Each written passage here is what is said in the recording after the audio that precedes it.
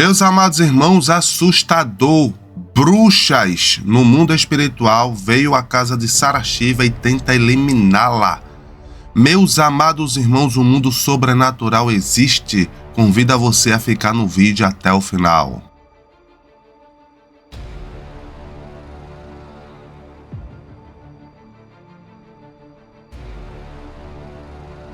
Olá, meus amados irmãos, tudo bem com vocês? Eu me chamo Saulo Ataíde.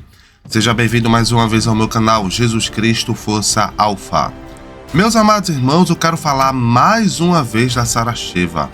Uma declaração, um testemunho, um relato que ela deu. Uma experiência que ela sofreu, uma experiência sobrenatural. No mundo sobrenatural, bruxas veio atacá-la, bruxas veio eliminá-la. E não apenas ela, mas tem um pastor e um filho do pastor que é testemunha desse relato que a Sarashiva vai contar aqui agora. Meus amados irmãos, o mundo sobrenatural existe e eu tenho certeza que vocês já sofreram ataques espirituais. Conte o teu relato aí nos comentários que eu quero saber, talvez eu traga aqui no vídeo, tá? Para poder despertar o povo de Deus. Mas antes de trazer aqui o relato da Sarashiva, meus amados irmãos, vocês que já conhecem o canal, já deixa o seu like. E vocês que não conhecem, inscreva-se. Ative todas as notificações para não perder nenhuma publicação. A tua inscrição é de extrema importância e relevância para dar continuidade a esse trabalho. Não custa nada, ora, você não vai pagar nada, é gratuito. Junte-se à família Alfa. Eu vou dar 2 segundinhos para você fazer isso. Olha aí, meus amados irmãos, muito obrigado pela tua inscrição. A partir de agora você não vai perder nenhum conteúdo do missionário Saulo Ataíde. Pessoal, sem mais delongas, preste atenção que a Sarashiva falou nesse relato. Preste atenção, pessoal. Que não tinha na ministração da Neuza, acrescentava algumas coisas que também não tinha na ministração do pastor Cotes, que é uma benção também, e da pastora Zenete também, que são pessoas que são assumidades em libertação na nossa nação. Eu, conhecendo o trabalho deles, eu acrescentava algumas coisas que eu sabia que não tinha, na intenção de colocar, assim, matar tudo que a gente pudesse matar de assunto, né? Então eu fazia 3 dias de libertação intensa, congresso de santificação. Obviamente que eu comecei a ser visada a nível espiritual. Então eu já enfrentei espírito humano dentro da minha casa, materializado de bruxa. Já entrou dentro da minha casa, já desmaterializou na frente da gente, dentro da minha casa. Nessa época mais pesada. De mim e da minha filha, nessa época.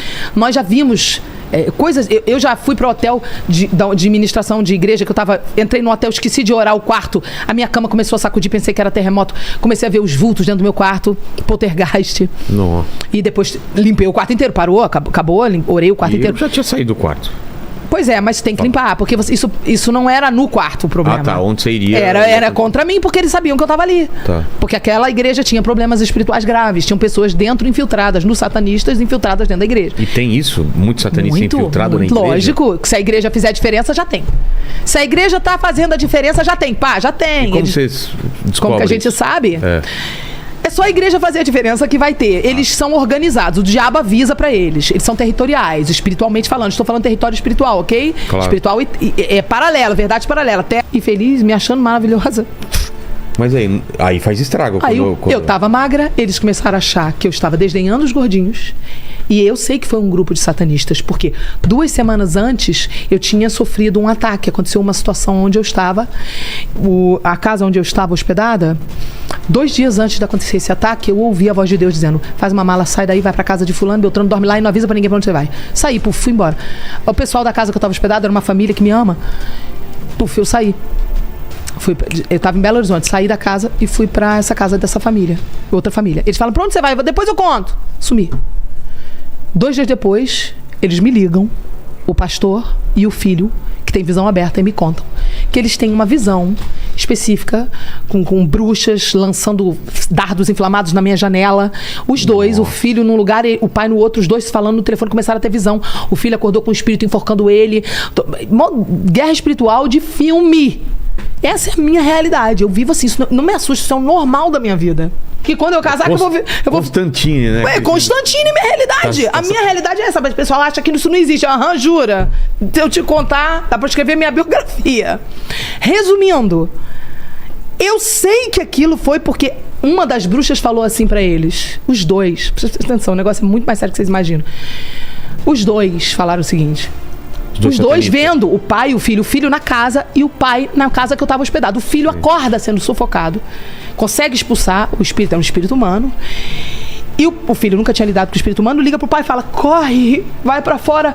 Não sabia que eu estava fora da casa, ele pensou que eu estava no quarto dormindo. Então o filho liga pro pai, acorda rápido, tem 3 bruxas atrás da casa, lançando dardo no quarto da pastora Sara, é contra a pastora Sara. E o pai sai louco pra fora da casa e vê as mulheres em visão aberta.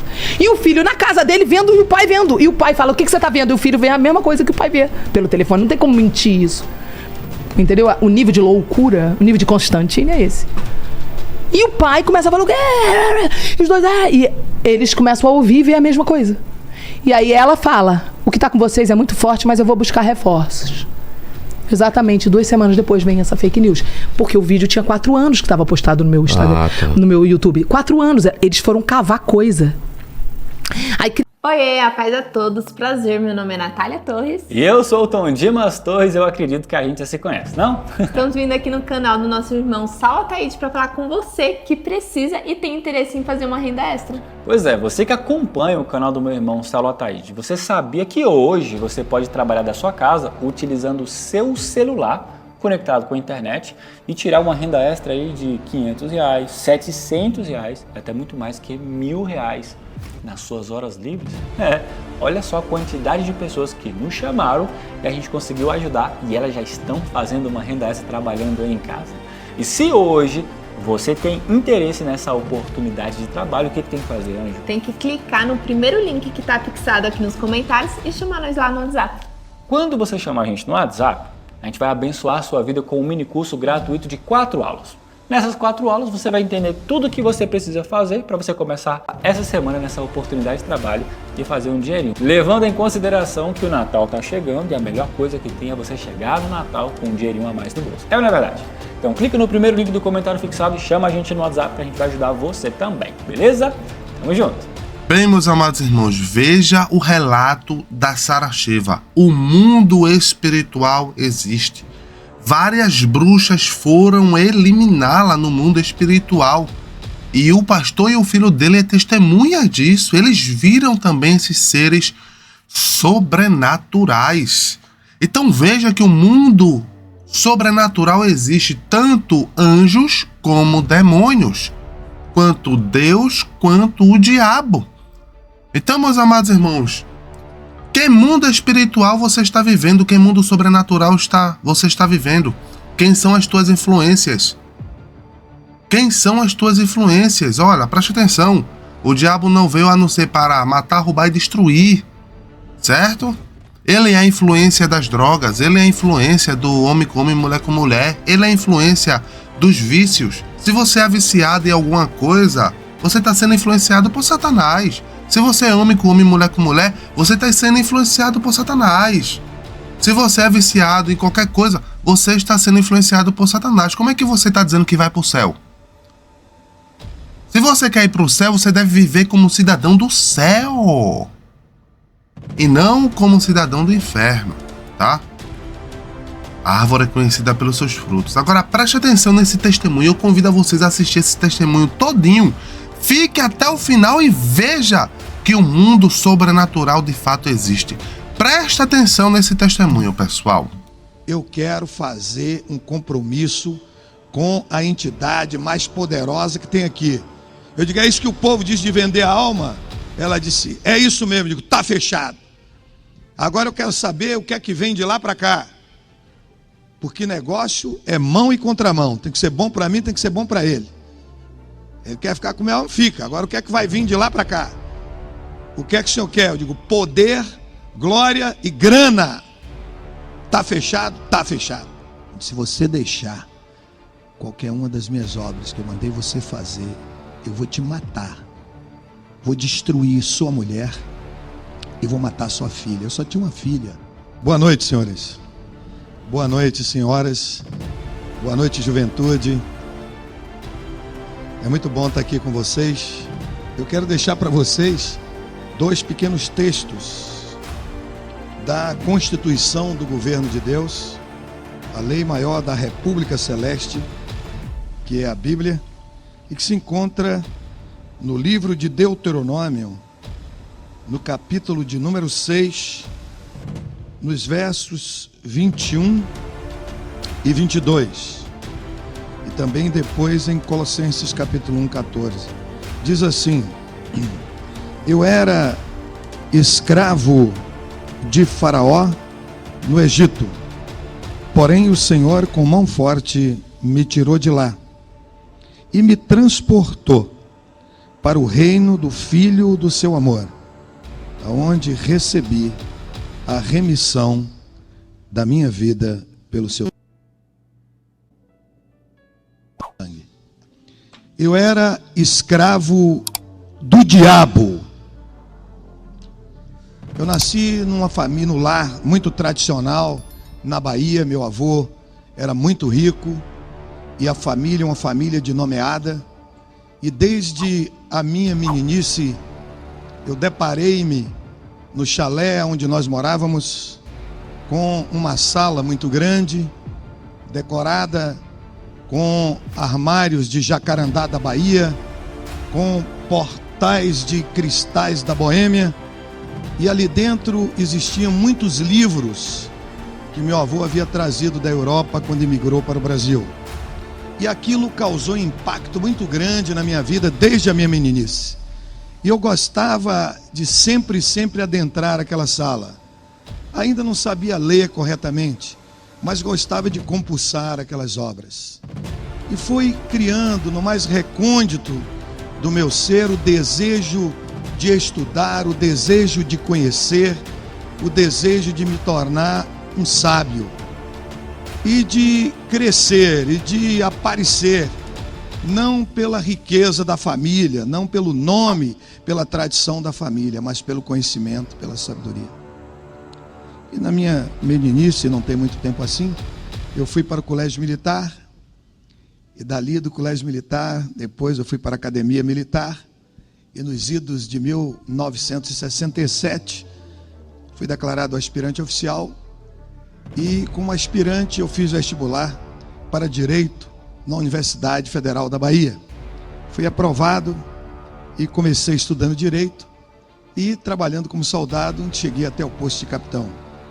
E dali eu renunciei àquele tempo todo que tinha passado na vida castrense e montei um escritório, uma banca de advogado, e coloquei 6 profissionais para trabalhar para mim. Eu era um sujeito muito vaidoso naquela época. E já como advogado, já com escritório conhecido, trabalhando para empresas multinacionais, representando muitas pessoas importantes na minha terra, eu comecei a mudar a minha cabeça. Eu agora alimentava o desejo de ficar milionário.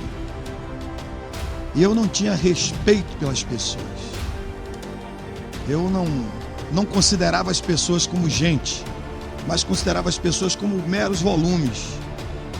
Não gostava de apertar a mão das pessoas. Se alguém era apresentado a mim, eu tinha que apertar a mão. Aí depois eu corria, lavava a mão com álcool, colocava perfume. Era assim. E tirei um rapaz muito educado, uma pessoa da High Society, tirei lá da penitenciária de Salvador, e coloquei como meu motorista, rapaz educadíssimo, né? E naquela época eu tinha um Mercedes-Benz, ele dirigia fardado.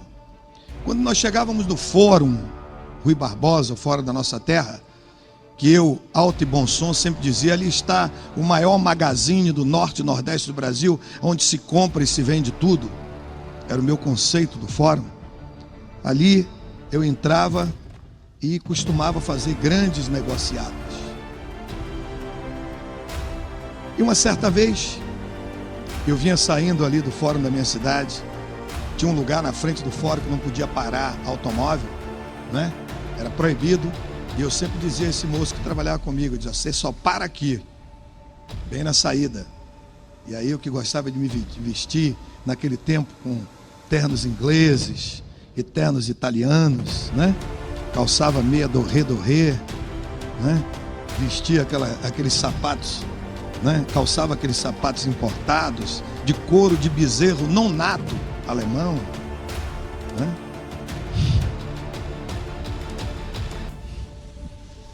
E eu ia saindo ali do fórum e vi que se aproximava em direção ao nosso automóvel uma pessoa que tinha sido meu companheiro de caserna. E eu cheguei para o meu motorista e disse: arranca aí, rapaz. Arranca aí, porque eu não estou afim de conversar com ninguém agora. Vamos embora. Mas ele aí pulou na frente do carro. Aí o motorista disse: leva? Eu digo: não leva não. O carro, você está maluco? E aí ele parou o carro, ele saltou, eu saltei. Tá, como é que tá você, rapaz? Como é que tá? Rapaz, sou o major, que bom. Ele: rapaz, queria que você fosse na minha casa. Eu digo: irei. E não é hoje, porque hoje vai ter uma coisa. Rapaz, eu estou com tanto compromisso que eu era especialista na arte de mentir. Eu estou com muito compromisso. E ele disse: rapaz, não tem negócio de compromisso certo. Você é meu amigo, nós convivemos juntos, desde a academia. Rapaz, vá lá. Eu digo: rapaz, me dá seu endereço aí, para me ver livre dele. Aí peguei o endereço. Eu disse: eu vou na sua casa. Você dá a sua palavra? Eu disse: não, mas minha palavra não valia nada, né? Eu disse: dou. Mas imagine que eu fui mesmo na casa dele. E quando cheguei na casa dele, naquela noite, eu observei que tinha muitas pessoas ali. E gente que até eu conhecia. E ali estava a esposa dele. Eu não conhecia a esposa dele. Uma senhora muito distinta, e ela estava cercada por várias pessoas ali, um ambiente assim festivo. E eu, por minha conta e risco, admiti que seria o aniversário daquela senhora, né? E eu disse: pô, esse cara nem me falou que era o aniversário da esposa dele, porque se me falasse, eu ia comprar uma joia Gasterne, ia chegar e dar para ela abrir na vista. Eu disse: não, o que ele me deu, olha para aqui que ele me deu. Era muito vaidoso, era um sujeito cínico, era um sujeito corrupto, era um sujeito corruptor, era um sujeito vaidoso, era um sujeito irascível, iracundo. Eu estava na minha vida de advogado, não tinha nada a ver mais com a vida castrense, com a vida militar, mas eu andava na minha valise com uma pistola Colt .45 com 2 carregadores tipo cofre carregados de bala, pronto para qualquer momento que fosse necessário matar alguém. E ali, naquele momento, depois que nós chegamos naquela casa, teve aquela apresentação e tudo, aquela senhora convidou todos os presentes a se dirigirem para a sala de jantar. E eu era um sujeito, já era essa época casado, minha mulher é pediatra, e aquela senhora me convidou para sentar do seu lado direito. Ela estava na cabeceira da mesa, me convidou para sentar do seu lado direito, lugar de autoridade, e pediu ao seu esposo, o major, que sentasse a 45 graus assim de mim. E depois que ele sentou, que as pessoas assentaram-se, mandou apagar as luzes e ficou aquele ambiente penumbrado. Eu digo: meu Deus, eu não sabia que esse cara é maluco, vai ter aqui o quê? Mas aí, aquela senhora tão gentil, aquela senhora tão dócil, ela começou a dar umas tremedeiras no corpo, e ela começou a falar com a voz cavernosa, olhou para mim e falou uma série de coisas a meu respeito, e aquilo massageou meu ego, e eu fiquei entusiasmado com o que ela estava falando. E eu fui vendo aquela coisa toda se passando, eu não sabia nem entendia aquele negócio. E no fim eu cheguei para ela e disse: minha senhora, o que é que aconteceu aqui? Ela disse: olha aqui, não posso lhe dizer nada, você pega aí, tá com a caneta aí? Eu digo: estou aqui, anota esses livros aí, vai em tal lugar lá e compra. Imagine, o que se diz lá no sertão, juntou a fome com a vontade de comer. Desde criança, a coisa que eu mais gostava de fazer era ler, era estudar, né? E eu no outro dia pedi a esse motorista meu que comprasse aqueles livros todos, e ele trouxe aquela série de livros, e eu comecei a devorar aqueles livros escritos por um médico francês, que talvez você nunca tenha ouvido falar no nome dele, um linguista, um poliglota, um professor chamado Denis Hippolyte Léon Riveil. Eu creio que você nunca ouviu falar nesse nome. Talvez você tenha conhecido o pseudônimo dele, Allan Kardec. E eu devorei as suas obras. Me apaixonei pelas obras escritas por aquele homem. E curiosamente eu fui para Paris para aprender mais a respeito dele. E lá em Paris eu encontrei uma obra num sebo que ele havia escrito, chamado Les Contradictions. E li aquilo, devorei aquilo. Fui para a Suíça, porque ele tinha estudado pedagogia aos pés dos maiores pedagogos da história do mundo, Pestalozzi, lá em Verdun, na Suíça. E comecei a me entusiasmar pelas suas obras. Comecei a entregar-me de corpo e alma àquela coisa, aquela grande revelação para a minha vida. E dentro de pouco tempo, eu tornei-me médium espírita de todos os dons de mediunidade. Médio de audiência, médio de vidência, médio de incorporação, médio de transporte e médium de psicografia. E comecei a fazer várias conferências no Brasil e Alemar a respeito daquela grande revelação. Uma certa vez, num congresso espírita nesse país, eu encontrei um homem muito conhecido, hoje ele já é falecido, e muito respeitado nessas lides. Sentamos na mesma mesa e começamos a conversar, e ele olhou para mim e disse assim: você é um jovem muito inteligente, um jovem sábio, né? Fala vários idiomas, estudou muito, tem muitos títulos, mas eu quero te fazer um desafio. Eu disse: qual é o desafio que você quer fazer para mim? Ele disse: deixa esse negócio de espiritismo científico, espiritismo de mesa branca, e vai para a limpeza pública do espaço. Eu digo: o que é limpeza pública do espaço? Ele disse: a Umbanda, você tem que ter uma experiência nisso. E eu topei aquele desafio. Em pouco tempo tornei-me, além de médium espírita de todos os dons de mediunidade, tornei-me o grande terreiro de Umbanda. E na Bahia isso é facílimo. E lembro-me como se fora hoje que quando cheguei naquele terreiro, eu perguntei àquela presidente daquele centro e disse para ela: vem cá, eu estou vindo aqui, não sou nenhuma criança, minha senhora, e estou querendo participar disso aqui, tenho experiência no espiritismo científico, espiritismo de mesa branca, espiritismo kardecista, e eu quero saber qual é a entidade mais poderosa que tem aqui, para a gente fazer um acordo com ela. Eu quero gente grande. E ela falou lá um bocado de termo. Eu digo: minha senhora, não tem negócio de conversa não, eu quero um negócio prático, que a senhora não tem um tempo a perder. A senhora me fala aí quem é a pessoa mais forte que tem aqui. Ela me disse: não adianta lhe dizer, porque você pode ficar com medo. Não tenho medo de nada, minha senhora, pode falar. Ela me disse: olha, tem vários nomes, me chamam assim, ou te chamam assado, ou te chamam não sei de quê. Eu digo: minha senhora, olha, eu quero fazer um compromisso com a entidade mais poderosa que tem aqui. Se a senhora não tem condição de fazer isso, deixa de conversa fiada, me libera que eu vou procurar outro lugar. E ela disse: olha aqui, para encurtar a conversa, o nome é Satã. Eu digo: é Satã? É. Eu digo: é com esse que eu quero.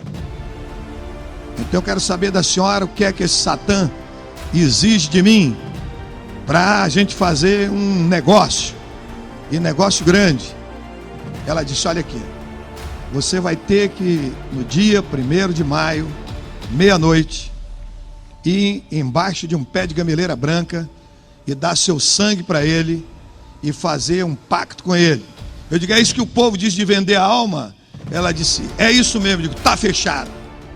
Agora eu quero saber o que é que vem de lá para cá, porque negócio é mão e contramão. Tem que ser bom para mim, tem que ser bom para ele. Ele quer ficar com o meu, fica. Agora o que é que vai vir de lá para cá? O que é que o senhor quer? Eu digo: poder, glória e grana. Tá fechado? Tá fechado. Fechamos, marcamos o negócio e fomos lá no dia e fizemos aquele pacto. Ah, que negócio fantástico na minha vida. A partir daquele momento, minha vida mudou. Porque às vezes a gente pegava negócios na área de advocacia com honorários que até, viu, doutor Francisco, $1 milhão. E aí a gente tinha, sabe como é a justiça no Brasil, né? É um negócio moroso e demora, aí tem recurso, é um inferno. E a gente precisava de resolver na hora. Aí procurava o advogado ex-adverso e dizia, rapaz, a possibilidade de fazer um acordo aqui, uma transação dos autos. O cara não tem negócio, eu digo, 50% do honorário é seu. Você leva 500 mil dólares, eu levo 500. E olha que naquele tempo não existia negócio de mensalão, mesadão. Não tinha nada disso. E aí, o cara não topava, dizia, não tem negócio. Eu digo, rapaz, tem negócio. Não tem, eu digo, tem. A gente faz esse acordo. Não faz, eu digo, faz. Quinta-feira nós vamos fazer esse acordo. Ele falou, não tem dia na semana para fazer. Eu digo, tem. Quinta-feira a gente resolve esse problema. Aí na quinta-feira era o dia de eu estar lá. E quando dava meia-noite em ponto, meu santo de frente, meu santo de cabeça, chegava no terreiro e todo mundo começava a correr com medo. E eu chegava ali e fala, Satã, temos um negócio pra gente fazer aqui. Conhece o doutor fulano? Conheço. Eu quero que você mata ele em 24 horas. E pode pedir o que você quer, se for matar. E no outro dia eu tinha um prazer de ler o jornal de maior circulação e ver advogado fulano de tal, saindo de casa com sua esposa, seus filhos, uma caçamba desgovernada bateu e matou todo mundo. Eu disse, Satã, o negócio funciona. É assim que a gente vai começar essa parceria e vai até o fim. E aí as coisas iam, ver juiz, não queria despachar, bota um infarto no miocárdio dele, você bota a esposa dele para botar um pá de chifre nele, boto. E a coisa funcionava, você via que tinha resposta. Então eu me senti o rei da cocada preta. Uma certa vez, eu fui chamado para ser advogado contra petróleo brasileiro. E ali estava como ex-adverso um dos grandes mestres do direito nesse país, chamado professor Josafá Marinho. Eu fui lá e falei com o Satã, olha para aqui, esse sujeito aí, rapaz, é até covardia eu ir para lá, contra petróleo brasileiro, poder econômico. Eu estou defendendo um sujeito pela assistência judiciária, o cara não tem onde cair vivo, que morto o sujeito cai em qualquer lugar, não vai me pagar nunca, eu tenho que arrancar esse dinheiro da petróleo, e como é que eu vou ganhar? Ele disse, você vai para Brasília, no Tribunal Federal de Recursos, e lá você vai ganhar por unanimidade com o voto contra. Como é que eu posso ganhar com voto por unanimidade se tem um voto contra? Ele fez, cala a boca e vá. Era assim que a gente se tratava. E aí lá vai eu para o Tribunal Federal de Recursos. E naquele dia eu tive um troféu, viu, doutor Francisco? Fazer uma sustentação oral no hoje extinto Tribunal Federal de Recursos. Advogado novo da província da Bahia, contra o mestre Josafá Marinho. E aí começou a hora do julgamento daquele processo.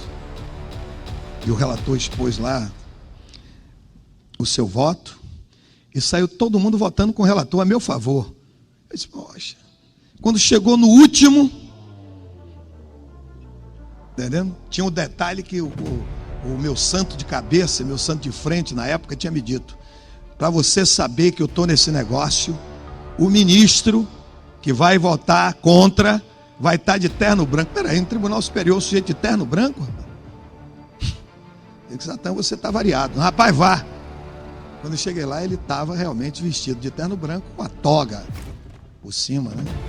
E ele pediu que trouxesse o processo e abriu assim o processo e disse assim, a aposta na inicial deste processo, a chancela do advogado da Petróleo Brasileiro, doutor Peçanha Martins, hoje ele é ministro do Tribunal Superior de Justiça. Meu filho, razão porque me julga impedido de votar. Eu ganhei unanimidade, não voto contra não, o cara está impedido, né? E assim era a minha vida. E eu cheguei para minha esposa uma certa vez, já tinha filho, tinha várias amantes, uma para cada dia da semana, dava carro, dava apartamento, dava joia, dava tudo. E aí quando chega um dia, eu cheguei naquele terreiro ali, e quando deu meia-noite, eu vi uma voz assim. Eu conhecia todas as expressões vocais de todos os chamados orixás, pretos velhos, todo tipo de coisa. Você vê um sujeito analfabruto, não sabe nem ler nem escrever, fala nagô, fala bantu, fala iorubá. Imagine uma pessoa de nível superior ali dentro. Eu conhecia todas as expressões vocais, todos os tipos de toque, todas as 7 linhas da alma, eu conhecia tudo. Todos os tipos de vozes que você ouvisse ali, eu era médio também audiente. E naquela noite eu ouvi uma voz que dizia, aí não é o meu lugar. E para vocês terem uma ideia, A essa altura da minha vida, eu era médio espírita de todos os dons de mediunidade, era o Gandhi terreiro de Umbanda, era do Seixas Noé, era do Hare Krishna, era meditador transcendental, era mestre de maçonaria, era mestre de Rosa Cruz, era do Grande Círculo Branco, era yogi, era zen budista, era budista, vice-campeão baiano de karatê, mestre de capoeira de Angola, era do Grande Círculo Branco. E eu ouvi aquela voz ali dizendo: aí não é meu lugar. E como nós tínhamos feito um acordo entre as pessoas que frequentavam aqueles terreiros, que era autoridade ali como nós, de que nós íamos fazer qualquer negócio que as entidades mandassem, mas nós não queríamos aceitar nenhuma imposição que tivesse de trabalhar com gente pobre, porque gente pobre dá problema. Chega de onde você é para pedir dinheiro, é para contar miséria. Era o primeiro problema, a primeira coisa: só entra aqui gente rico, e segundo, só entra doutor. E ali estava um diretor financeiro de uma das maiores construtoras desse país, e nós tínhamos feito um acordo para roubar dinheiro da construtora e construir o terreiro. Construir um negócio bonito, todo de mármore, era uma coisa linda. E demos o golpe lá e botamos tudo bonitinho, né? E nessa noite ele estava junto de mim, e eu disse: doutor, eu acabei de ouvir uma voz aqui que disse: aí não é o meu lugar. Ele: rapaz, já está meia-noite já, nós vamos embora daqui a pouco. São 75 quilômetros para a gente chegar em Salvador, rapaz. Vamos continuar nosso trabalho. Eu digo: rapaz, eu nunca ouvi uma voz igual a isso, não. Não viu como? Aqui a gente ouve todo tipo de voz. Rapaz, uma voz melíflua. Aqui, as vozes que falam aqui pra gente é Odaldes. Você não pode vestir roupa de tal cor hoje. Você não pode ir nos 15 anos de sua afilhada. Você não pode ir no casamento de fulano. Você não pode ir para tal lugar. É assim que a gente vive aqui. Ouvir uma voz diferente, uma voz amorosa, uma voz melíflua, uma voz doce, dizendo: aí não é o meu lugar. Ele fez: rapaz, cala a boca, vamos continuar nosso trabalho, vamos cair fora daqui. E daqui a pouco, uns 10 minutos depois, eu vi a mesma voz que dizia assim: eu sou o Senhor, aí não é o meu lugar. Eu disse a ele: olha aqui, eu nunca mais vou voltar aqui. Ele fez: rapaz, que é isso? Não volto mais aqui, eu vou embora. E aí fui lá, peguei o meu veículo, um Mercedes-Benz, saí em alta velocidade, né, em direção a Salvador, 75 quilômetros. E eu me lembro como se fora hoje, que naquele momento que eu entrei naquele carro, eu senti que alguém entrou e sentou-se no banco do carona. Mas o que havia de estranho era o seguinte: eu era médium vidente, eu via no mundo do espírito. E eu olhava para o lado e não conseguia ver nada, mas sentia aquela sensação de alguém, de uma pessoa sentada do meu lado. E eu comecei a dirigir em alta velocidade, naquela estrada de madrugada, e dentro de poucos instantes apoderou-se um desejo de me autodestruir. Eu disse: poxa, eu vou me matar? O que eu estou fazendo nesse mundo? Tudo que eu queria eu já tenho, todo tipo de mulher que eu queria, né? Todo tipo de coisa. Eu aqui, o governador do estado é meu amigo pessoal, me chamou para ser seu chefe da Casa Civil, me chamou para ser seu secretário de transporte. Eu tenho um projeto na vida, com 35 anos de idade, ninguém me tira, vou ser ministro da Suprema Corte Brasileira. Nós estamos vivendo um governo revolucionário.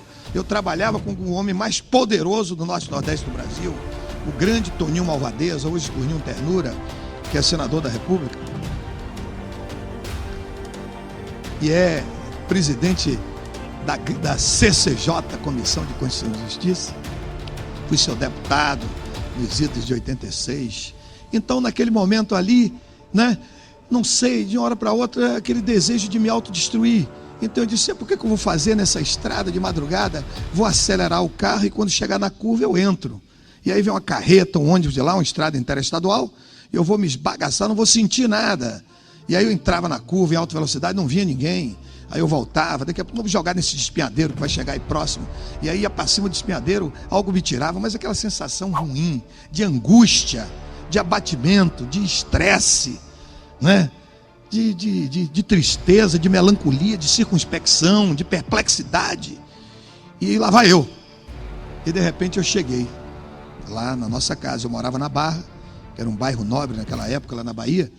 E quando eu cheguei lá, encontrei o nosso querido Dormia. Sabe que o vigia, quando dá 2, 3 horas da manhã, ele dorme. Eu dormia. O Dormia, até meia-noite ele é vigia, mas ali está dormindo. E o Dormia estava lá dormindo, e eu cheguei, parei o carro assim, e saí assim de mansinho e senti que aquela pessoa, aquele corpo que estava ali do meu lado, estava me acompanhando. Eu não conseguia ver. E aí eu fiquei no elevador, apertei o elevador desceu, pulei dentro do elevador para ver se entrava mais aquela sensação me seguindo. Eu morava no 4º andar, era um apartamento, um edifício de 9 andares. Eu morava no 4º, era um por andar. E aí quando eu cheguei no meu quarto, eu já não dormia no mesmo quarto da minha mulher.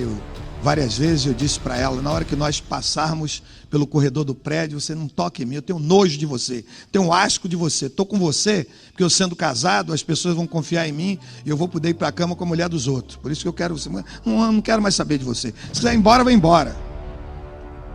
E aí, naquela noite eu entrei ali no meu quarto para fazer aquela prece mecânica que eu era obrigado a fazer, não sabia porquê, mas tinha que fazer. E quando eu olhei para a porta do meu quarto, eu vi quem estava me seguindo. O homem das 7 caras, o homem das 7 faces, que eu servi com tanta singeleza de coração em todas as suas obras, e tudo que ele me mandava fazer, eu fazia. Ali estava ele na minha porta me dizendo o seguinte: se você deixar qualquer uma das minhas obras que eu mandei você fazer, eu vou te matar, vou destruir sua mulher e vou matar sua filha. E ele disse: eu vou destruir sua mulher e vou matar sua filha. Eu digo: Satã, vai fazer um acordo? Ele: que tipo de acordo? Eu digo: mate minha mulher e minha filha, que está aí no outro quarto, e me deixe em paz. Eu não quero mais ver esse negócio, não, filho. Vou te matar. Naquele momento eu descobri uma coisa: eu estava preparado para matar, mas não estava preparado para morrer. E por que eu quis me autodestruir? Ele estava do meu lado ali e eu não pude vê-lo naquela madrugada. E eu entrei em pânico. Comecei a urrar, né? Você sabe que homem com medo, em pânico, ele não raciocina. E eu me lembro quando era menino no sertão, na fazenda do meu avô paterno, Coronel Sebastião, que não tem nada a ver com meu avô materno, esse sujeito rico que eu estava falando. Eu fui visitar uma vaca que tinha dado uma cria e a vaca se apaixonou por mim. Resolveu me abraçar, eu acho. E eu saí numa velocidade tremenda gritando e pulei uma cerca de 7 fios de arame. E ali naquela noite eu entrei em pânico. Estava sentado à beira da cama e caí no chão esparramado, gritando, urrando. E ele dizendo: vou te matar, vou te acabar, vou te destruir. Comecei a urrar e caí no chão. E quando caí no chão, estava ali em pânico, não raciocinava nada. Eu senti aqui no meu ombro direito, o braço do tabernáculo, alguém apertando meu ombro e dizendo: diga Jesus. Meu Deus do céu. Você chegar para um sujeito espírita,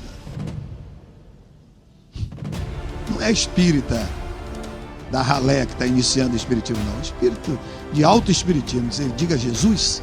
Sabia que Jesus era um médium de Nazaré que recebeu por incorporação um Cristo planetário, um avatar, um espírito angélico, e um dia eu seria também um avatar, um Cristo. Eu ia morrer e depois eu ia reencarnar, era a lei do karma. E eu ia e voltava, e tchá. Um dia chegava a ser um Cristo. Então eu ia chamar Jesus. Por outro lado, não tinha como eu chamar Jesus, porque meus avós maternos eram judeus. E judeu não crê em Yeshua. Como é que eu ia chamar Jesus? E segundo, isso não alterava nada, mas eu estava em pânico. Se dissesse assim: chama custódio, eu gritava: custódio! Alguém disse: chama Jesus, e eu gritei: Jesus! E Satã saiu da porta do meu quarto, foi para a cozinha da minha casa, do meu apartamento, e começou a arrebentar tudo. Abria a geladeira assim, atiçava, tchá, virou geladeira, quebrou o fogão, saía voando as pratarias, quadro voando da parede, um inferno total. E aí eu voltei a raciocinar. Eu digo: poxa, eu chamo o nome de um sujeito, e esse desgraçado que é tão poderoso foge, vai para a cozinha. Eu sou inimigo do cara do 3º andar. Se eu começar a chamar o nome desse tal de Jesus aí, ele vai matar o cara dormindo na cama. Comecei a gritar: Jesus! Aí aquela voz atrás de mim dizia: diga assim: Jesus, tenha misericórdia de mim. Eu aí: Jesus, tenha misericórdia de mim. E aí fez-se um silêncio absoluto naquela madrugada. E eu fiquei impactado. De que espírito angélico, que avatar de síntese, que Cristo planetário é esse?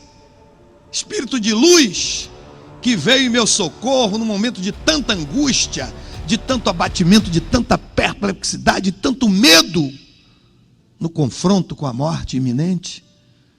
Aí eu pulei assim, acendi a luz do quarto para ver quem era aquele espírito. E quando eu olhei, descobri algo que eu não sabia. Estava ali ajoelhada em cima da minha cama, a mulher mais bonita do universo, a minha esposa. E ela disse: olha, filho, eu nunca deixei de orar por você. Nunca deixei de interceder por você.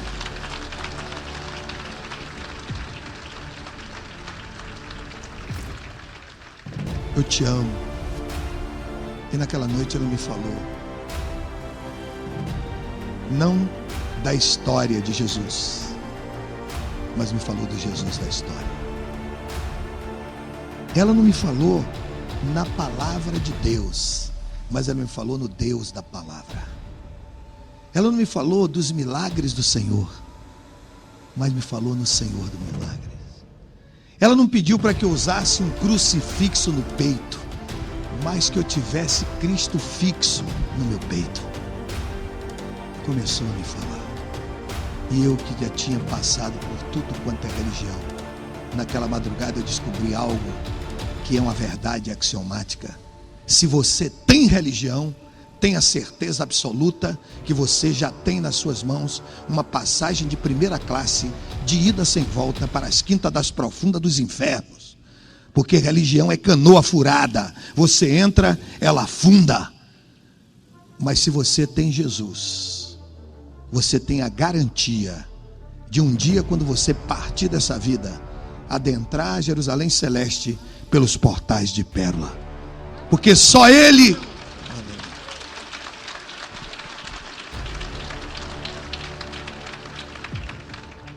Está ali um empresário, meu querido e particular amigo Taleb, que fala árabe. Ele sabe que o sujeito que segue a Muhammad e lê o Alcorão é obrigado, pelo menos uma vez na sua vida, peregrinar até Meca e conhecer a Kaaba, onde estão sepultados os restos mortais de Muhammad ou Maomé. Outros que tiveram o privilégio, como nós tivemos, irmão Custódio, de ir nos cantões da China e passaram ali para visitar a sepultura de Kong Funtze, um dos maiores mandarins da história, e milhares de milhões de pessoas o adoram como o Messias. Confúcio, ali está a sepultura dele. Outros que já tiveram o privilégio de ir a Paris e visitar o cemitério onde foi sepultado aquele médico que morreu de ataque cardíaco, Denisar Hippolyte, Leon Rivel ou Allan Kardec. Eu gostaria de poder hoje confrontar-me com ele, de ele poder estar vivo aqui, para eu chegar para ele e dizer: Monsieur Dr. Kardec, Jésus, il est le maître de ma vie.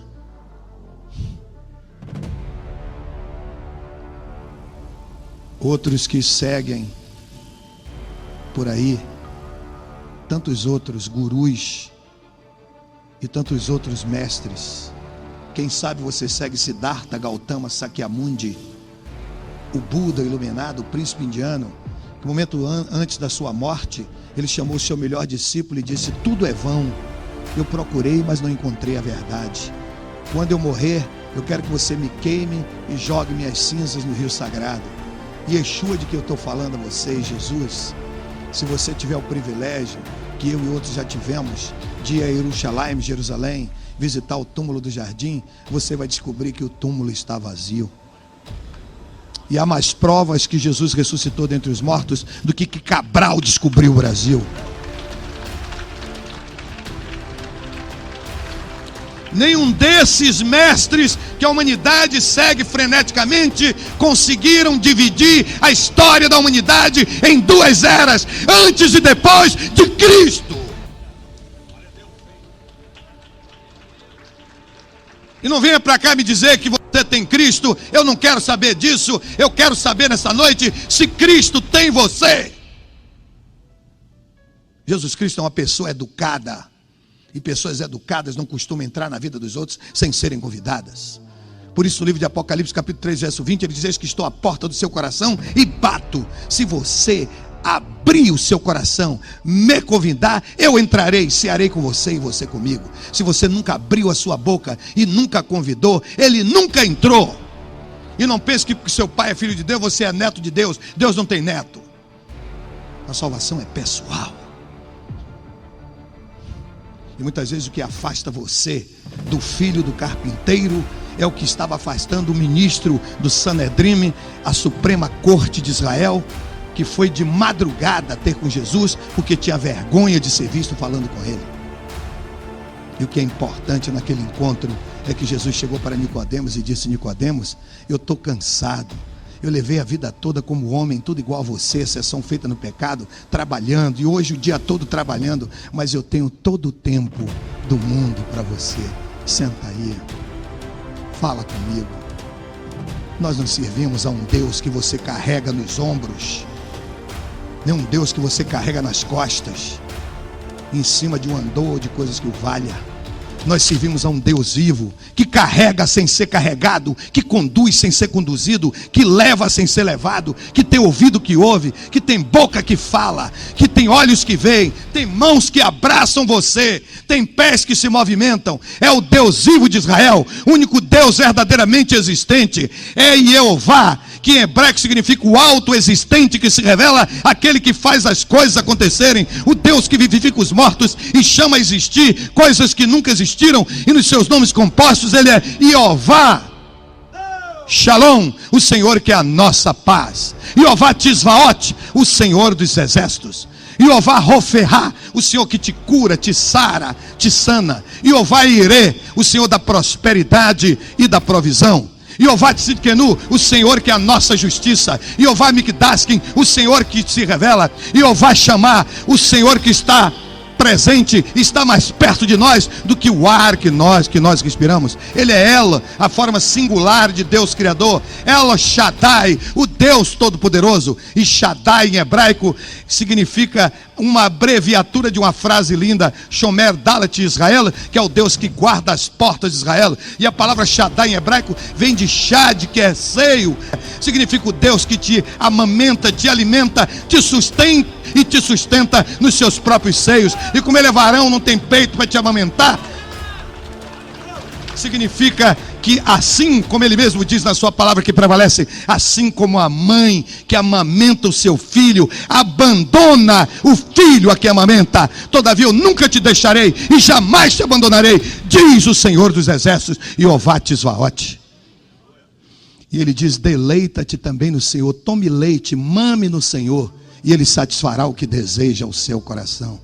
Nós não estamos falando em Deus que você carrega fixado no painel do seu carro, nem que cola na parede de sua casa, nem que leva na sua carteira. Nós estamos falando no Todo-Poderoso, aquele que criou todas as coisas, aquele que tem poder sobre a vida e a morte. Ele é El Shaddai, o Deus Todo-Poderoso. É o Elion, o Deus Altíssimo. É o Olam, o Deus Eterno. El Gibor, o Deus Valente, o Deus Guerreiro, o Deus Campeão. Ele é Emmanuel, o Deus conosco. Ele é Medaberel, o Deus que fala. Shimael, o Deus que ouve. El Roi, o Deus que tudo vê. El Malech HaHamim, o Deus cheio de misericórdias. A Ele honra, a Ele glória, a Ele louvor, a Ele exaltação, a Ele adoração para sempre, porque só Ele e somente Ele é o único Deus verdadeiramente existente.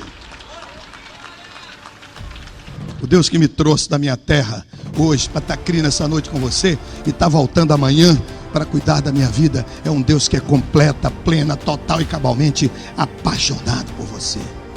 Eu não vim aqui contar a saga da minha vida para entreter ninguém. Eu vim aqui por amor ao meu Senhor, porque eu estou preocupado com sua alma imortal, porque às vezes você tem o que eu tenho, quem sabe até mais do que eu. Às vezes você tem os títulos que eu tenho, que para mim não valem nada. Quem sabe você é professor de direito constitucional, você é reitor de universidade, quem sabe você é mestre, você é doutor, você é pós-doutor como eu sou, mas tudo isso é lixo diante das excelências do meu Senhor.